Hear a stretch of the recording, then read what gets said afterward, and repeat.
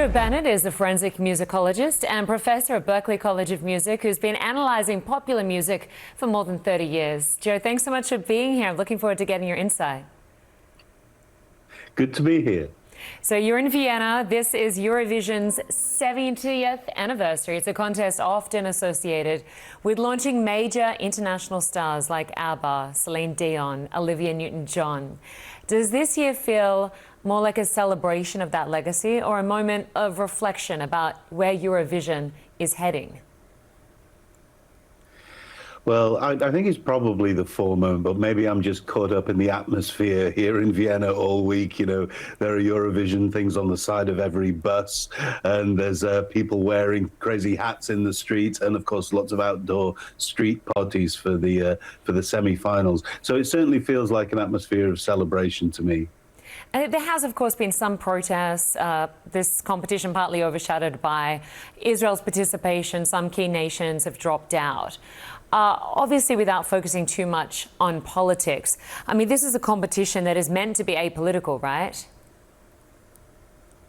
Yeah, and actually that's made explicit in the Eurovision values. And in fact, even in the rules, you're not allowed to enter songs that have any political content.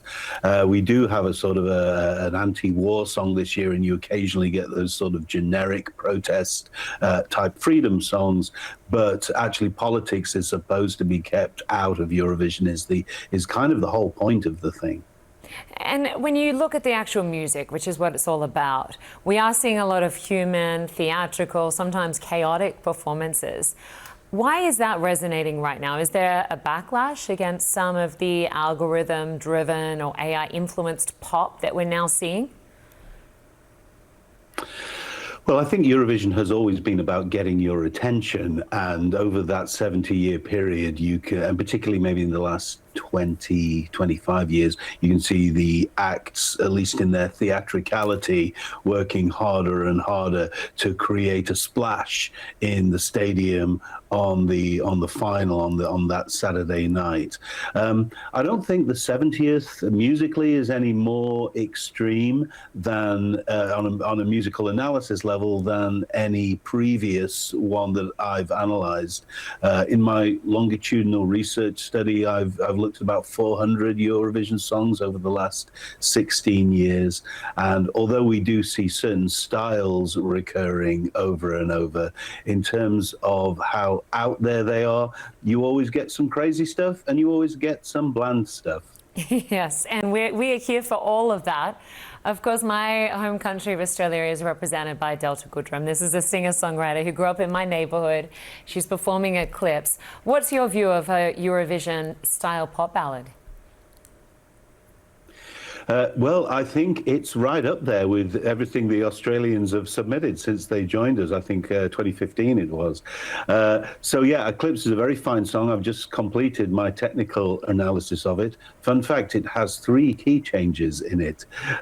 So it's a remarkable bit of songwriting. It's very polished. It's extremely well performed. And of course, being Delta Goodrem, she even has time for a piano solo near the end. She is a talent. And of course, we are hearing that Finland is a front runner this year. From a musical perspective, what entries or styles stand out to you?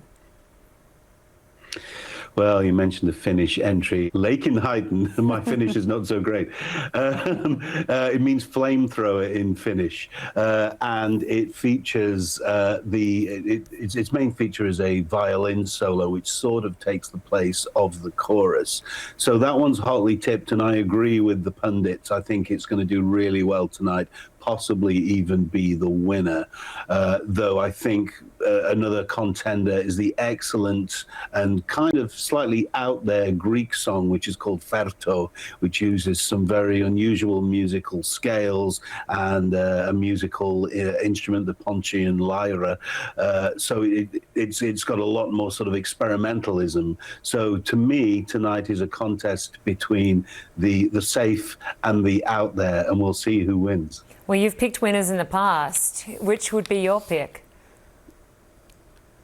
I think I would go with the Finns because it follows an archetype that I refer to as Europop, which is sort of fast, four on the floor beat, very shiny production, a lot of electro production values, and the one of the songwriters playing that violin hook, which is extraordinary. It also ends with a massive climax, which I'm pretty sure is going to set the stadium on fire tonight. Amazing. So we'll be talking about that one tomorrow, you think? I think so. I haven't put a bet on. Maybe I will later today, but if I do, it will be on Finland. All right, Joe Bennett, appreciate your time. I'll be backing Delta Gudrun from here. Looking forward to watch it. Thanks so much. Good to be here.